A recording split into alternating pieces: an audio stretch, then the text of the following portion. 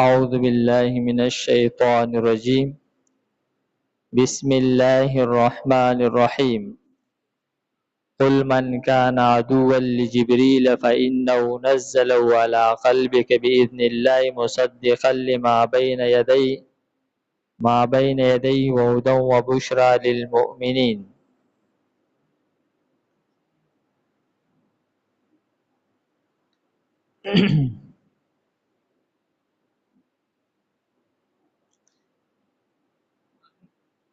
دې ځاینا د 121 نمبر آیت پورې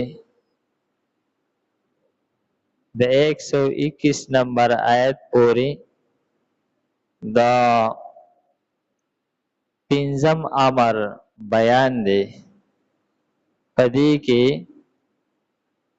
د يهودو د بانو کولو ذکر دی چې يهوديانو دا خبره کوله چې مونږ په دې پیغمبر باندې ایمان ځکه نه راوړو چې زمونږ سا اعتراضات دي او دغه اعتراضات د دوی د رسالت نه د انکار باندې وي. پای کې اول اعتراض د دوی داو چې په د باندې وحي چې د جبريل عليه السلام راوړي او زمون خو د جبريل عليه السلام سره دشمنی ده.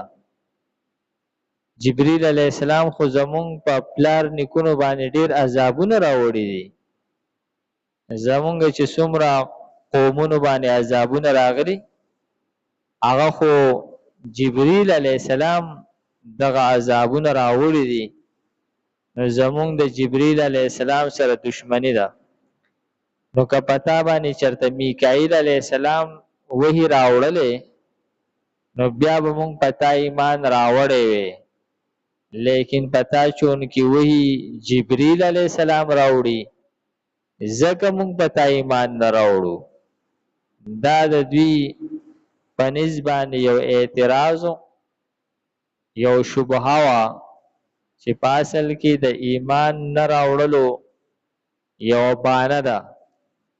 نو فرمای قل تو ورته وایا من هغه سو کان چی عدوان دشمن لجبريل د جبريل عليه السلام فإنه دا جبريل چې نزله راوړ دې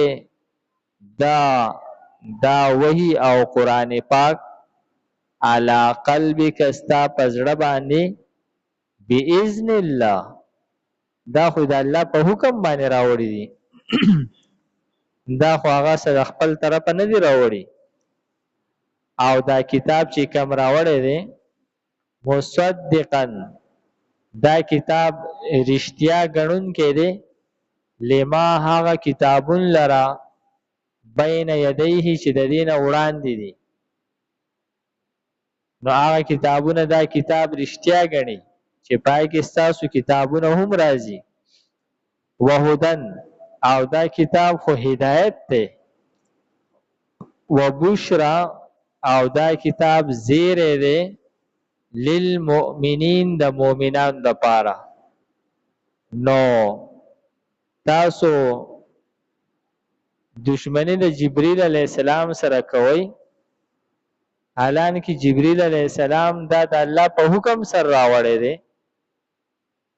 دا خو تاسو بیا د الله سره دشمنی کوي او تاسو دشمنی د جبريل عليه السلام د وجنه د دې کتاب سره کوي حالان کې دا کتاب تاسو کتاب رښتیا ګڼي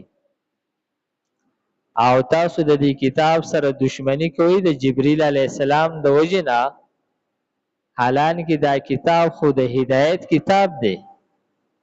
د هدایت سره خو دشمنی کول دا د اغا شریف انسان سره نه خایيږي. وبشرا او دا کتاب خو د مؤمنانو د پاره زیره دی.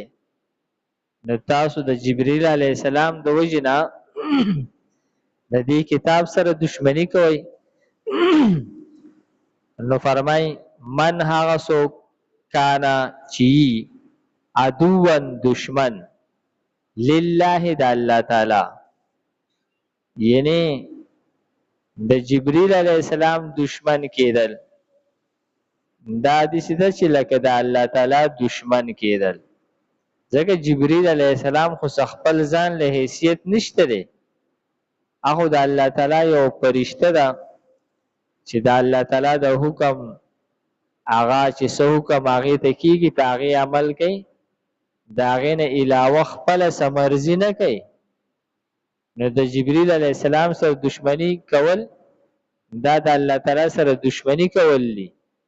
نو ځکه د الله ذکر په اول کې وکړو چې هر هغه څوک چې د دشمنی د الله تعالی و ملائکته او د الله تعالی د فرشتو دشمن کېدل و رسوله او د الله تعالی د پیغمبرانو دشمنی کول و جبرئیل او د جبرئیل علیہ السلام دشمنی کول، د جبرئیل علیہ السلام دشمن کېدل و میکائیل او د میکائیل علیہ السلام دشمن کېدل چې دي فرمای فإن الله نو یقینا الله تعالی چې عدو دشمن دی للکافرین د کافرانو د پاره. د الله تعالی نه انکار کول، د ملائکو نه انکار کول، د رسولانو نه انکار کول او که جبرئیل علیہ السلام دی او که میکائیل علیہ السلام دی د دین انکار کول، یعنی مراد فرشتي مطلق د فرشتو نه، لکه څنګه چې په ایمان هغه مفصل کې د ملائکو باندې د ایمان راوړلو ذکر دی، د ټولو پیغمبرانو باندې د ایمان د راوړلو ذکر دی. نو فرمایي چې دا خو ایمانیات دي، نو پدې کې د یو کس دشمن کېدل کاغه فرشتي دي او کاغه رسولان دي، چې کله د یو رسول دشمنی چا وکړله اگر چې نور ټول رسولان مني یو رسول نه مني دا کافر شولو، او کده یو فرشته نه مني نور ټول فرشتي مني د کافر شولو. د الله تعالی یو کتاب نه مني او نور مني دا کافر شولو. نو فرمایي الله تعالی د کافرانو دشمن دی، د الله تعالی د کافرانو سره بیا دشمنی ده. نو که تاسو د جبرئیل علیہ السلام سره دشمنی کوئ دا تاسو د الله سره دشمنی کوئ، او بیا تاسو ځان ته دا هدایت باندې کېدلو دعوی مه کوئ، تاسو د الله تعالی دشمنان وګرځیدئ او کافران وګرځیدئ. قل تو ورته ووایه من هغه څوک کانه چې عدوان دشمن لجبرئیل د جبرائیل علیہ السلام فإنه یقینا دی چې دی نزله راوړی دی دا قرآن پاک علی قلبک ستا په زړه باندې باذن الله په حکم د الله تعالی سره مصدقون چې دا رښتیا ګڼونکی دی لما د هغه کتابون لرا بین یدی چې وړاندې د دین دی وهدن او دا هدایت دی وبشرا او زیری دی للمؤمنین د مؤمنان د پاره من هغه څوک کان چې عدوان دشمن لله د الله تعالی و ملائکته او د ملائکو د هغه او رسولی او د هغه د رسولانو و جبرئیل او د جبرائیل علیہ السلام و میکائیل او د میکائیل علیہ السلام فإن الله یقینا الله تعالی چې دی عدو دشمن دی للکافرین د کافرانو الحمد لله رب العالمين والعاقبة للمتقين والصلاة والسلام على خير خلقه محمد وآله وأصحابه أجمعين. پروردگار زموږ دا ناسته په خپل دربار کې قبول کړي. پروردگار د دې ناستې د برکته موږ ته د قرآن پاک سمج بوج را نصیب کړي. د مرګ نه مخکې موږ ته په دې باندې کامل ایمان را نصیب کړي.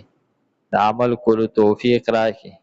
وصلى الله تعالى على خير خلقه محمد وآله وأصحابه أجمعين برحمتك يا أرحم الراحمين.